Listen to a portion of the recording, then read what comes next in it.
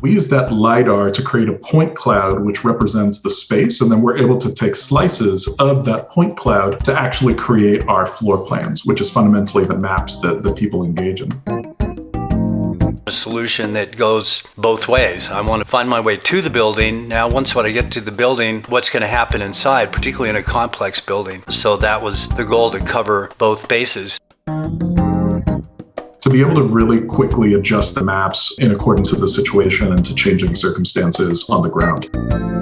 With GoodMaps Explore, we not only give you the, as the crow flies, the getting warmer estimation of where something is, we actually are giving slight left, slight right kinds of commands in routing you indoors.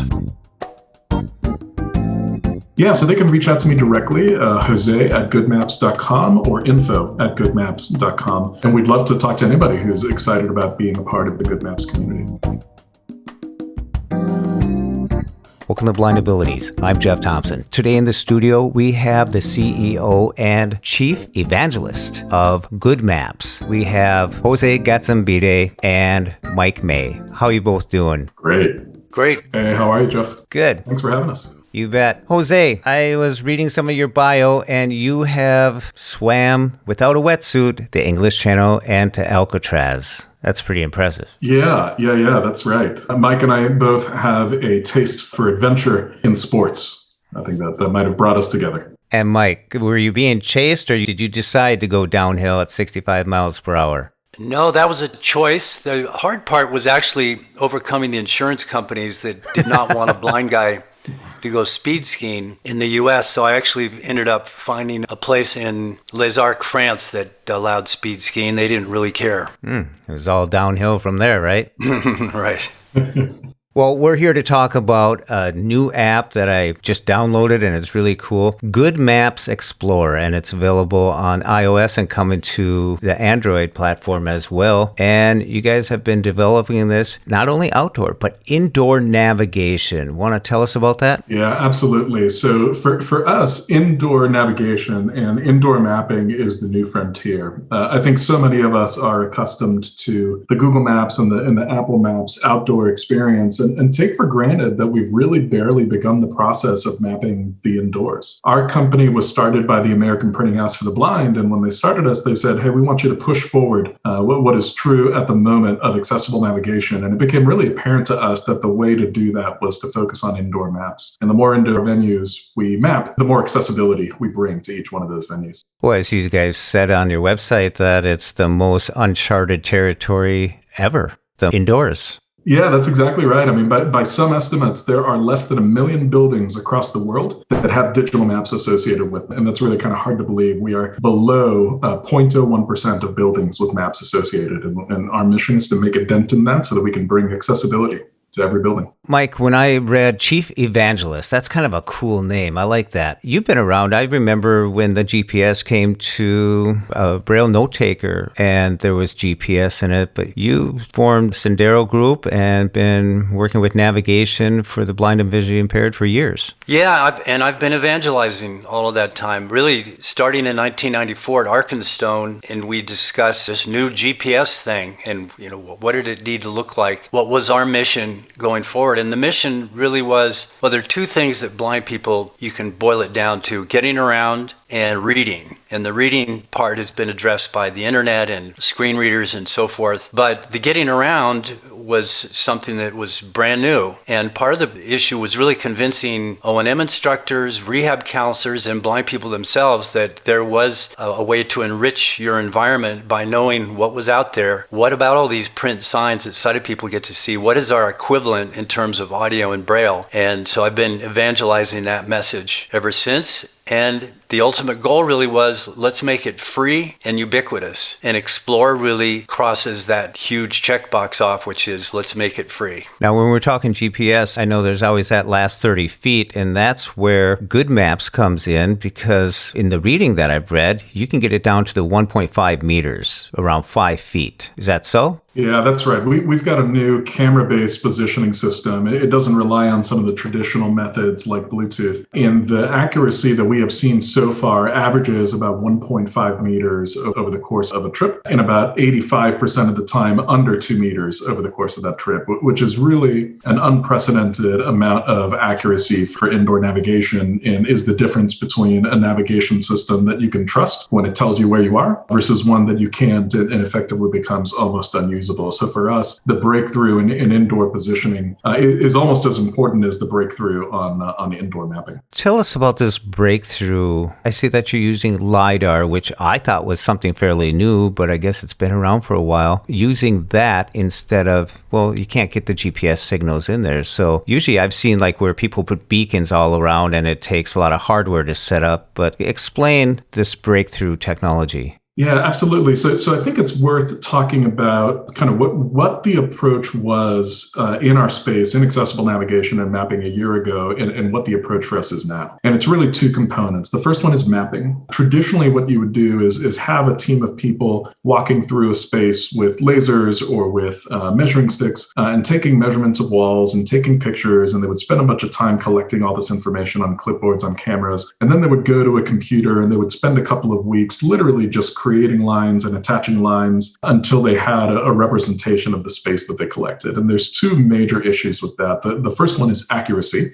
You can imagine that if all you're doing is taking pictures and writing things down on a clipboard, you're not getting to a really accurate level of measurement. And the second one is it's incredibly long and labor intensive, and as a result, really expensive. So that's on the mapping side. On the positioning side, you've got these Bluetooth beacons, and you've got to set them up throughout a building so that you can measure the distance in between a Bluetooth beacon and a device, and in that way approximate somebody's position. But the issue is that the Bluetooth signal is really variable, meaning you could hold your phone 5 feet away from a Bluetooth beacon and not move it, and the results that you're going to get in terms of your positioning are going to be all over the map. And then the other issue, of course, is that it's expensive to maintain. Nobody wants all of these beacons that have to be monitored and installed and maintained. And so we were really trying to overcome both of those things. So we are using a backpack, a handheld LiDAR device that simultaneously takes images. We use that LiDAR to create a point cloud, which represents the space, and then we're able to take slices of that point cloud to actually create our floor plans, which is fundamentally the maps that the people engage in. At the same time that we're taking that LiDAR, we're taking these images, and because the images are taken during the mapping process, it's not just an image, but it's an image that actually has coordinates associated with it. It's a geolocated image. When a user is using our application, every now and again, we will take a snapshot of what's on their phone, send it to this algorithm that will then match that picture with the pictures that were taken during the scan and return a location to an extremely high degree of accuracy. And so if you think about that, what it means is that we are overcoming both the accuracy issue that has historically plagued indoor accessible navigation, and we're doing it without needing to install any infrastructure, which is both costly and a pain for people who run those buildings. Is this image that you're talking about that the LiDAR does, is that a data formed image, or is it something that someone could actually see like a blueprint, or is it just numbers that reference coordinates? Yeah, so LiDAR ultimately becomes a point cloud. You can almost think of it as the matrix, but instead of all of those digits floating down the screen, they're little points that all represent where the laser found some kind of interference. But that's not the actual output that users engage with as they are using the navigation application. We turn that LiDAR output into a map and into a floor plan, and it's all hosted on our own mapping platform that we developed called GoodMaps Studio. And so a venue owner, let's suppose that Steve's office becomes Mike's office, can go in there, find the room, change the name of the room, so that when you as a blind navigator are trying to find Mike's office, you know that information is now correct because that information is real time and easy to edit. In theory, you could go into, let's say, the Mall of America and map that all out and name every office or every storefront what they are. Yeah, that's exactly right. Really, there are some approaches that do quite well in limited spaces. You walk into a bank, you get a message that says straight ahead is the teller, to the right is the ATM, to the left is the restrooms. Those approaches really break at scale, like a map of the Mall of America, as you were just referencing. And I think the beauty of our approach is that it can handle incredibly complex situations and layouts, which is really where accessible navigation is oftentimes most needed. I downloaded the app GoodMaps Explorer from the iOS, and GoodMaps is just one word so that you find it quicker. It installed right away, and before I knew it, I was just turning north, south, east, west, and it was telling me the streets that are ahead of me, behind me, my location and everything. So it's not only indoors, it's actually outdoors as well. Yeah, well, that's important, of course, because we really ultimately we want a solution that goes both ways. I want to find my way to the building. Now, once when I get to the building, what's going to happen inside, particularly in a complex building. So that was the goal, to cover both bases. One thing, Jeff, that's interesting about indoors, it's different from outdoors, is your offices are essentially points of interest. So that part makes sense in terms of how you get navigated to them. It's to your right at 11 o'clock or left, whatever, and the distance. That's the same, but there are no street names inside. The aisles, the corridors are not named. And so that presents a little bit more of a challenge in terms of routing. And with GoodMaps Explore, we not only give you the, as the crow flies, the getting warmer estimation of where something is, we actually are giving slight left, slight right kinds of commands in routing you indoors. Well, that makes really good sense because I've never heard and some things you just don't think about. So, Mike, what was this like for you to jump on board with GoodMaps, knowing that you'd done outdoor, but indoor had to have been something that you were very curious about? Well, more than curious. In fact, I worked on our first indoor navigation project in 1995. So this has been a tough nut to crack. The military has wanted to advance this kind of technology. Certainly first responders, you can think about how important this would be in a building, locating people you need to rescue or keeping firefighters safe. And so this has been really a quandary for a long time, and various technologies and techniques have been tried, and I've been involved in a number of them. So to actually be able to join a company that's implementing this at the consumer level and making this available to blind people, also tackling the mapping challenge, was pretty exciting to actually see that happen and to be part of making it happen. How about this scenario?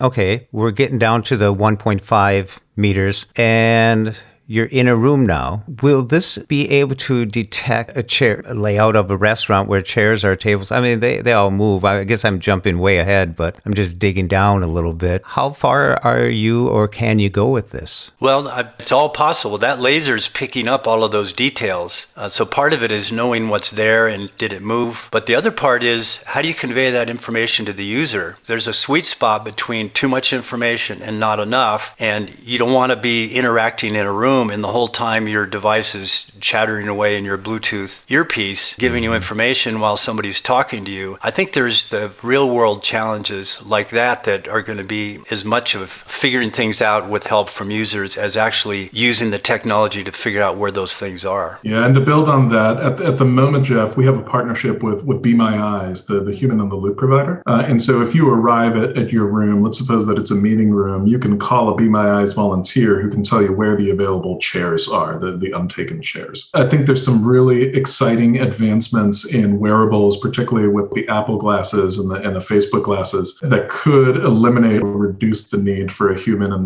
the loop approach. And we can use LiDAR to identify items that are in front of the user so that they can pick up on those empty chairs, or they can find where that unutilized office space is. Without the need to engage a volunteer or a human. That's cool. I'm also excited to see what the camera can do in terms of crowd detection. In these days of physical separation, how do you separate if you don't know where people are? And if you could determine in an airport or in a building where there's lots of room to go around a group, if you knew from the camera, which you certainly could, then you could direct your dog or use your cane to find your way aside those people. Mm-hmm. Jose, you mentioned that when you're mapping a facility, a building, that you're using the camera system in a backpack and going around. Now, if some company, well, let's say an organization is going to have a convention, they could actually map out the convention and have that information available to them right in the app. Just go to your venue, tap on it. Is that how you foresee companies, buildings getting into the GoodMaps system? Yeah, that's exactly right. And I think being able to create a map quickly is one part of the issue. Being able to communicate mapping mapping information to a user is another part, but also being able to change the information that is in a map based on changing circumstances is really important as well. You mentioned a convention. Every week it's a different layout. Every week it's a different group of people. And so when we designed the GoodMaps Studio platform, usability was really important. And we wanted somebody who's not a mapping expert, who doesn't spend their days and their weeks engaging in GIS data and mapping data, to be able to really quickly adjust the maps in accordance with the situation and to changing circumstances on the ground. So you're exactly right that that's the kind of scenario that we envision our maps having a lot of value. And so that's how we've designed the system from the ground up. How would, if a company is interested, get a hold of you to pursue and look further into this? Yeah, so they can reach out to me directly, Jose@goodmaps.com or info@goodmaps.com. And we'd love to talk to anybody who's excited about being a part of the GoodMaps community. Yeah, this is really exciting because it's always been, as soon as you walk into a building, it's a whole new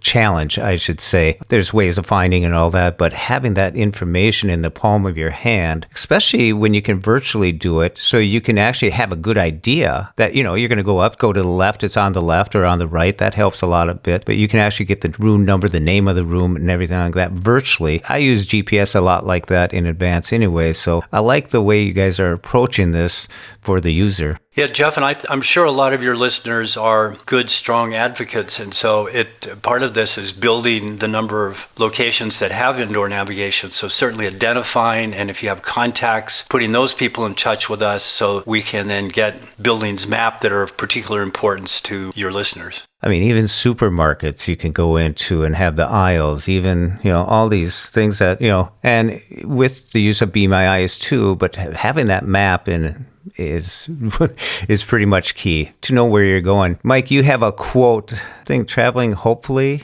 instead of... It's better to travel hopefully than to arrive. I like that. Which is also a play on that, it's not about the destination, it's about the journey. Mm-hmm. Yeah. Well, I think this is great. Is there anything else you want to share with us for the listeners? Try out the app. That's really the best way to experience it. It's free. And as you said, go to GoodMaps, all one word, and try it out. Hopefully give us a good review on the App Store, and also send us feedback, because these apps are built through user input. Jose? No, I think Mike nailed it. We've got an innovative team and one that is very end user focused. And so if there's something that you've always dreamed of being able to do on your phone, reach out and let us know, and we'll get to work on it. Well, I want to thank you guys for what you're doing and what you have done. This is really exciting because this is the next adventure once you get indoors, and we'll be able to find our way around. So thank you very much for GoodMaps, and check it out, GoodMaps in the App Store. Yeah. So thank you guys. Thank you, Jeff. Thanks, Jeff. GoodMaps. Go to the App Store and search for GoodMaps. Remember, that's all one word. Once you download it to your phone, you can ask Siri to open Explorer. GoodMaps. Upon opening, you'll be asked to give permission for location. Alert. Allow Explorer to use your location. In order to find places near you, GoodMaps Explorer needs to view your location. Map. Precise. On. Button. Notice I have on for precise. Precise location gives you the closest location point that you can possibly get. Now, for some apps, such as the weather app, you can get by with, a general location like your neighborhood, your city, your zip code, or something of that nature. You don't really need precise location for that. But for this, when you're trying to locate certain precise points that the GoodMaps Explorer app does, I would choose precise location. And then I would choose while using the app. Allow once. Button. Allow while using app. Button. And here are the 4 tabs located at the bottom of the screen. Location tab unselected. Favorites tab unselected. Look around tab unselected. More tab selected. Now let's tap on the More button. There you can find tutorials on all the features that are in the GoodMaps Explorer application. Tutorials heading. Demonstrations of how to use various features including location, look around, favorites, and more. Location tutorial button. Look around tutorial button. Favorites tutorial button. Getting warmer tutorial button. Directions tutorial button. Virtual mode tutorial button. Search tutorial button. Welcome tutorial button. The Getting Warmer feature is quite neat. I'm going to run through the tutorial right here. Page 1 of 6, Getting Warmer tutorial. Using the Getting Warmer method, you can find a POI without getting directions. Must have VoiceOver on. Page 2 of 6. Once you select a POI, focus on its distance away from you. You must have a POI selected. Page 3 of 6. You will automatically receive updates when you are getting closer to the POI. The farther away you are, the less frequent the notifications will be. Page 4 of 6. VoiceOver will announce the updated distance to that location as you move, allowing you to keep a destination in mind without having a route. Page 5 of 6. If you'd like to hear the most up-to-date distance, manually select the distance. Page 6 of 6. Getting warmer is available outdoors and in indoor venues. Exit button. Now this is really cool. To check out what's nearby, let's go to the Location tab. Location tab. So let's single finger double tap. Search for an address or POI text field. Location facing north. Near 5 East River Road, 122 feet ahead to 69th Way Northeast. 193 feet 2 o'clock to Studio, Minnesota button. So let's single finger double tap. Nearby heading. A list populates, and you can explore this list as nearby locations, points of interest, and such. Studio, Minnesota about 186 feet 4 o'clock button. Bus stop East River Road in Lock Lake about 516 feet behind button. Camp Loxley about 591 feet 10 o'clock button. Hartman Circle NE about 650 feet left button. Manoman Park about 0.2 miles 8 o'clock button. The Tracks about 0.2 miles 2 o'clock button. Gemstone Community Church about 0.2 miles straight ahead button. So I'm going to go back to Camp Loxley and single finger double tap on that. Camp Loxley heading. East River Road, Fridley, MN. 594 feet 10 o'clock. Options heading. Directions via Google Maps external app button. Directions via Apple Maps external app button. It's nice to have that option to switch over to Google Maps or to Apple Maps. Options are nice. And swipe down one more time. Make this my virtual location button. Again. Add to favorites button. Now let's make Camp Loxley a virtual location. So we'll swipe back. Make this my virtual location button. Success. Camp Loxley is your new virtual location. In this virtual location, it is as if you are standing there. Thus, you are 0 feet away from your POI, point of interest. Facing north, near 6900 East River Road, 0.5 miles ahead to Logue Parkway Northeast, 0 feet straight ahead to Camp Loxley button. Exit virtual mode button. And you can look north, south, southeast, southwest, and you get some great coordinates, such as at 8 o'clock, or back, meaning it's behind you, or 2 o'clock, which is kind of slightly to your right up ahead. It's nice to know which point of interest is on the right or on the left, and the GoodMaps Explorer application does just that. Another great feature in the GoodMaps Explorer application is the ability to tell which street is ahead of you. So if you're pointing north, south, east, you will find the streets, coordinates, these points of interest. Very helpful. It also will find you bus stops. Bus stop East River Road in Lock Lake about 516 feet behind button. Now that's good stuff. So download the GoodMaps Explorer today. Give it a try. See how it works for you. And if you have any feedback, be sure to let them know. And in the future, I want to see this being used by NFB, AFB, ACB, all the conventions and conferences to lay out some good maps for the hotels and the venues. Thank you, American Printing House for the Blind. Thanks for creating good maps. And thanks for the initiative and effort to make more venues, more complexes, more accessible to the blind and visually impaired, and more inclusive to all. GoodMaps. And for more podcasts with the blindness perspective, check us out on the web at www.blindabilities.com, on Twitter at blindabilities, and give us a call at 612-367-6093. Leave us a message and let us know if we can put your voice on the next podcast. Drop us an email at info@blindabilities.com and download the free Blind Abilities app from the App Store and Google Play Store. That's 2 words, Blind Abilities. Be sure to contact your state services for the blind, your Voc Rehab, and find out what they can do for you. Live, work, read, succeed. And from all of us here at Blind Abilities, through these challenging times, to you, your family, and friends, stay well, stay informed, and stay strong. I want to thank you for listening. Hope you enjoyed. And until next time, bye-bye.